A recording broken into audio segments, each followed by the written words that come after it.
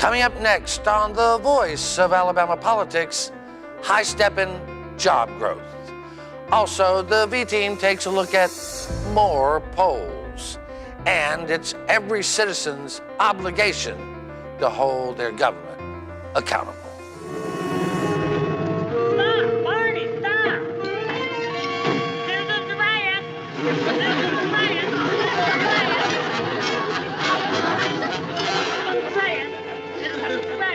Citizens riot! What are you yelling about? Like you said, you broke the law by making an illegal U-turn, and I hereby, as a citizen of the town of Mayberry in the United States of America, arrest you. Hooray! Shazam!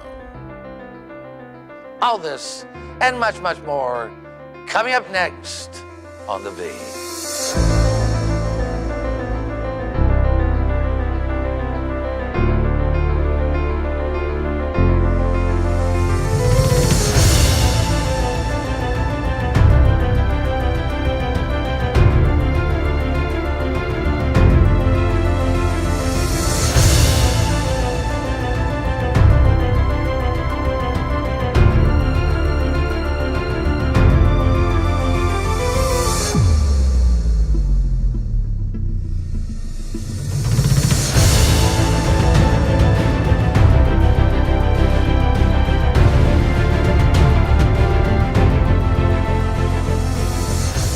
Welcome to The Voice of Alabama Politics, where we tackle the tough issues so you have the hard facts. I'm your host, Bill Britt, and as always, we're joined by the V-Team. Welcome. Good morning. Hi. Morning. Finally, we've got some cooler temperatures. Isn't this nice? It's lovely. For all the hotheads and the hot air, some cold. Josh, welcome back. I don't care for it. Yeah, I don't care no. for it. I like the heat. Yeah. Okay. Jack, how do you feel about it? Pretty good. That's a lovely tie. I got this at the buy one, get 11 free sale. Joseph A? Oh, you know it. How do they stay in business? I You get one suit, you get 5 free. How do they not go out of business? By the way, like advertise. It's like a Bangkok Yeah, Norman, you owe me, bar. buddy. You know, you buy one, get 5 free. Yeah. I don't want Okay. This week, Josh, you did a story where Speaker of the House, Mac McCutcheon, has come up with a standing committee that's basically looking at, ways they can cut government, streamline government. I think that's sort of what they're saying, but, underneath this thing, I don't know how much more we can cut, but give us an overview of what the Speaker said. Yeah, it's a committee on fiscal responsibility. And so they're going to try to find ways to streamline the budget and to cut different things here or there. Basically, Chris Pringle, who's going to chair the thing, said that they are going to do like the old Eastwood movie and go, instead of blasting the mountain to mine for gold, they're going to go underneath the saloon and find the gold that fell through the cracks in the boards. I don't know how much is there. And I think that that's kind of the point. There's just not much left after the cuts from 2008 on, after that recession. There's just not much to cut. If you've been into any sort of a courthouse lately and look at the empty offices, it's like somebody, there's been a bomb scare somewhere because there's nobody there except for the judges who are on the bench. And there's just not much of a place now to cut in our government. And I think that's what they're going to end up finding. Well, even Tripp Pittman said last session, and he's the chair of the general fund, we just really don't have that much more to cut. Case in point, the Mike Hubbard transcript. The court reporter had to ask for 2 or 3 separate extensions because she was the only one in that courthouse that was able to do the transcript because they cut so much in the judicial system. Well, and Jack, you worked in the judicial, and that's always been... We were flush when you? I was there. Yeah. Yeah. Siegelman was governor, and Perry Hooper Sr. went over and lobbied the legislature. Judges got a raise and all that good stuff, and we were okay. But today, it's bare bones. Yeah. And this committee is, to Mac McCutcheon's credit, he's put the committee together, but let's face it, it's window dressing. Because you know what the committee's going to find? We ain't got no money. We've cut all we can cut. So now, ladies and gentlemen, you better buckle up because we're going to have to raise fees and taxes yet another time. And That's the only solution. I mean, because nobody's going to listen unless somebody looks into it or studies it. You know, finally, okay, let's study it, let's get it over with. Now you have nothing to argue with. Well, I mean, the thing is for the last 7 years, almost 8 years, they have squealed like, stuck pigs that we have to cut, we have to cut, we have to cut. We were already broke. Now we just plain old broke and po, because we can't afford the OR. And you're going to have to raise some revenue somewhere. And of course, they don't want to do it. They don't want to let us have a lottery. And they don't want to they don't want to raise taxes, on anything. So what do? Just sit there and wring our hands? Yeah, there was a story that was told about, some guys from the newspaper going to see the governor in the past and telling him, that you need to raise taxes. And he said, okay, well, I'm going to raise taxes on newsprint and ink. And then, oh, no, you don't want to do that. But, I think we're past that point. Honestly, you could raise my property taxes right now. I'd be okay with that. My property taxes are ridiculous. They're absurd what I pay in property taxes. And I think everybody around the state would agree with that. And you could raise money overnight for that. I guarantee the timber industry won't feel that way. Oh, hell no. But do any property taxes go to state government? Isn't that a local tax? Is that a local? For the most part? Some of it go to I think some of it does. Education takes in a pretty fair amount of that. So. Yeah, I think, they've got to look at ways to create revenue. And, again. Well, here's the problem. Bob Riley cried wolf with Amendment 1. I wasn't living here then, but he kind of cried wolf. And then he said, we were going to have to shut down everything. Well, then they went back and they did all this elimination of waste and all that. And that actually worked. But you can only do that so many times. And we've already done it. You won't hear me say this much, but Bob Riley was a little bit right about some of that. I mean, you're right about the cutting of waste, and that should have been done. But there's no reason you can't do the things in tandem. That you can't cut the waste and also raise enough money to where you sustain yourself in the future. And that was what Amendment 1 was going to do. We need sensible, rational government that does not pander to the lowest denominator of either party, and God knows that's probably never going to happen. But that's sneaking through. One thing, positive news this week, job numbers came out. Alabama has not seen unemployment this low since 2007. That's 10 years ago, Jack. I know you don't think much of these statistical things, but it sounds good. Well, probably a lot of those people moved out of state because they couldn't get a job. But always a dark cloud with every silver lining. You're right. No, I think it's good news. I'm not knocking it.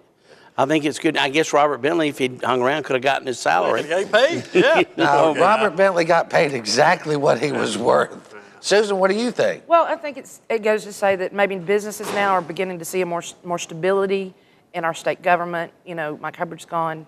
Bentley's craziness is gone. We've got some more sensible people in office. And I think that's really showing in the job numbers. Or Roy Moore's going to the Senate. But, thanks Obama. I mean, really, what have we done? What have we done as a state that has produced these numbers? Is there? Well, we've gotten rid of some people that shouldn't have been in higher office. Certainly, but I don't know that ties directly into the job numbers. And I do have to think that Kay Ivey has not done anything stupid. She's shown that at least the state is stable right now, but a lot of people get credit, and she should get credit. She is a steady hand right now, and we haven't had that in a while. Yes, you don't have to worry about Kay Ivey. Yeah, she's not gonna steal from you. No, she ain't gonna have a boyfriend, so I think we're gonna be okay. Listen, I am happy. But she's single. That there's nothing coming out of the Capitol right now except good news. Exactly. Okay, right, and that's good. We have to leave it right there. You're watching the voice of Alabama politics. We'll be right back with more news and curmudgeons.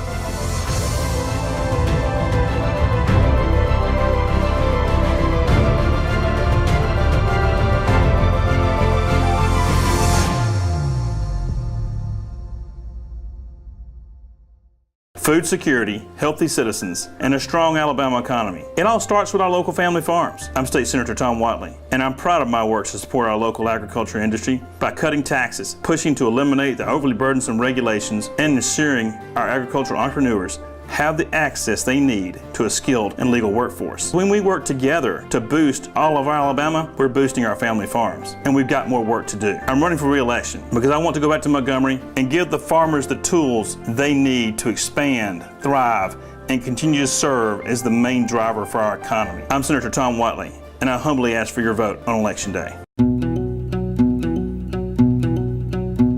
The Energy Institute of Alabama promotes reliable, affordable, and clean energy to help grow our economy, create high-paying jobs, and build public support for Alabama's energy industry. Access to clean, affordable energy continues to be an issue of vital importance in the halls of government and around the kitchen tables across our nation. The Energy Institute of Alabama is the best source of energy industry information and how it affects households across the state, from convenient energy production to alternative fuels to solar power and beyond.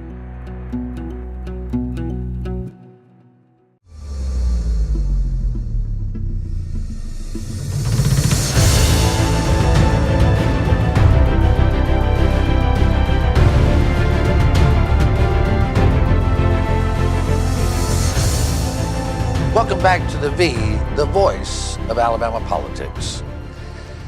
Susan, this past week, Democrats and the national media, their hearts were all aflutter. I mean, it was sort of like a miracle. Doug Jones had pulled even in a Fox poll with Roy Moore. Now, in all seriousness, the poll was okay, but it seemed that most pollsters felt it was somewhat of an outlier. It was in the fact that who they polled. Another indicator was that the numbers for Trump that were polled along with it were out of sync with other national polls. So it gave some question as to how solid these numbers actually are. Josh, you talk to a lot of people that are pollsters and do surveys like this. What was sort of their takeaway? I think it was that it was an outlier among the polls, and I don't think anyone just completely discounted what was shown there. But I mean, it was a big number for undecideds in that poll, and it was in the lower 40s percentage-wise for both candidates, so that kind of gave an indication that it wasn't necessarily, there was a lot of room for fluctuation back and forth. But overall, I don't think it's necessarily that far off. I mean, everybody had a big problem with these polls, and I think a lot of people don't necessarily understand what they're supposed to show for and when you start talking about margins of error, it's like the Trump and Clinton polls. Everybody talks about how off the polls were and everything else. Actually, the polls were pretty close to right on. Clinton did end up winning by 3 million votes. The problem was with how those votes were distributed. Yeah, but all of them were Mexican, right? Yeah, something like that. And so, but it was, the polling typically works out pretty well. These are time-tested sorts of things here, and there are polls that are going to be outliers in every race, and so I think that's kind of what you have maybe with this one here. Maybe some other ones come in the next couple of weeks and show that it's more accurate. Well, y'all interviewed Brent Buchanan, right? Yeah, we did. And Brent, I'll say, he's my former business partner. Brent is he understands polls very well. He does. And I think that he's dug into this and believes it's a little flawed. But the good news is, even if there's a 5% margin of error, that does not bode badly for Doug Jones. No, I don't think so. The farther we get into his philosophy, he's going to be a little out of sync with your typical Alabamian. But he's a good guy personally. Yeah, I like Doug. He's very honest, but I think he's going to be a little too far left for most of the voters in the final analysis. And before we get to that, I want to make this point. I actually reached out to some folks I know in the Birmingham metro area, Birmingham, Jefferson County, and that's where he's got to take those boxes. He's got to own it. It's just too bad he doesn't have any old school politicians that know how to stuff those boxes. We just don't have They're them. all dead. But they know how Or to in get it. jail. Yeah. One of the two. For other things. But what happened is, I talked to him and I said, okay, tell me what Doug Jones has done for you. And these were African Americans, or done for anybody in Jefferson County, and they really said, well, nothing. We don't dislike. So my question is, and I spoke to a prominent doctor up there, and I said, do you think Roy Moore's a bigot? And he goes, no, I think he's a pretty good guy, I guess. And he didn't really know much about it. I mean, it's not that he's not politically in tune, he's just not every day. But how does Doug Jones get out the African American vote in Jefferson County to counter Roy in the rural counties? politics? I don't know. First of all, I think we kind of get then into the problems of the Doug Jones campaign and some things that they've done, and some problems that a lot of people that run more of your current successful campaigns have had with that campaign overall, with the grassroots efforts there. Then they've been a little bit lacking in things. And if you look at the Birmingham mayor, the new mayor there, and you kind of look at what he was able to do and the way he went about it, I think that's the way that if Democrats are going to do this all over the state, then they're going to have to take that tact on things and get out and talk to people and employ some of those methods. And I don't think the Jones campaign has necessarily done that to this point. And so they're going to have some problems, I think, in getting the numbers that they'll need unless that turns around. Now, I mean, there's still plenty of time here between now and the election, but they're going to have to do some things differently. They're going to have, just like you said in the Birmingham mayor's race, he gave the people a reason to show up at the polls. Yeah. And until Doug Jones gives Democrats in Jefferson County a reason. Well, he's got the perfect story, and that's the prosecuting the church bombing. He was a But U.S. he's not attorney playing that enough. prosecuted that case. Of course. And that's a great issue for him up there. But so far, the issue has been, I'm less crazy than Roy Moore. Yeah, that's not a bad issue now. No, I mean, but- but because you're going to have to get some white voters around you, Yeah. and at a point that plays very well with that group of people. The moderate Republicans, you don't necessarily need them to vote for him, but you just don't need them to show up. Yeah. And I think that helps. Well, I still get going back to the raw numbers, in the poll and the primaries, 100,000 plus showed up for Republicans than they did for Democrats, and that's where you get a problem. You got to hope if you're a Democrat that what they were showing up to do was to vote against Luther Strange. Yeah, and that's very possible. Yeah, and I don't know how much that carries. The disgruntled Luther supporters are going to, some of them are going to go to Roy, who are just staunch Republicans. The ones that are ticked off at Roy, some of them may go vote for Doug Jones. I would say a lot of them will stay home. That's what I think. I really agree do, because they're totally.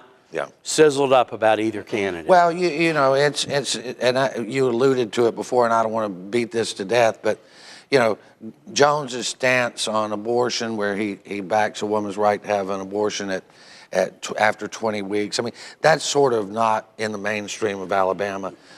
Southern Baptists, would be a killer. Well, I'm not. I mean, I'm Catholic, and I'm pro-life overall, but I don't think it's my decision. However, I had a prominent Democrat ask me last night, why don't you for Doug Jones? I said, I have a real problem with the late-term abortion.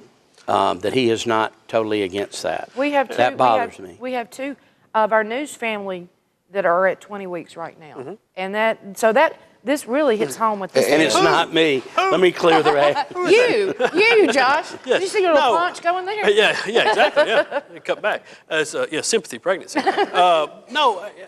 Listen. There is nobody who is for abortion. Okay, there's nobody who's out there for abortion. Everybody wants some sensible way to cut these things back and to do this thing and to still honor the rights of women and to figure this thing out.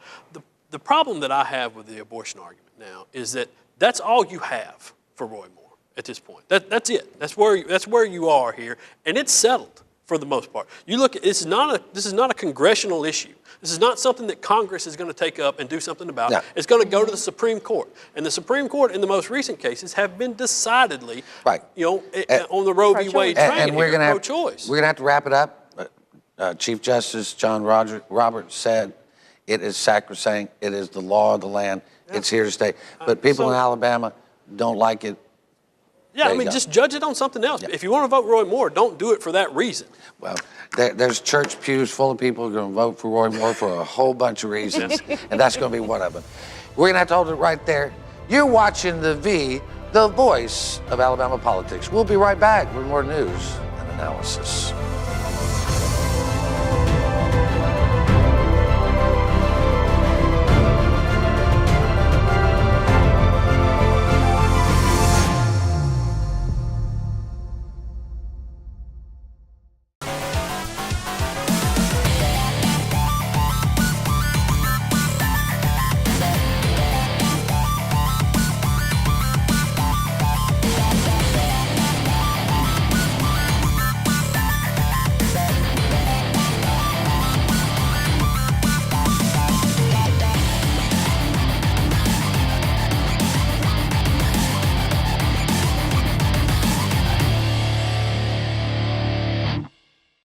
I'm John Merrill. As your Secretary of State, I want to encourage each and every eligible U.S. citizen that's a resident of Alabama to be registered to vote and to obtain a government-issued ID. It's important for your information to be updated as well. Please contact your local board of registrars or download the mobile app at Vote for Alabama so you'll be prepared to vote on December the 12th. We'll see you at the poll.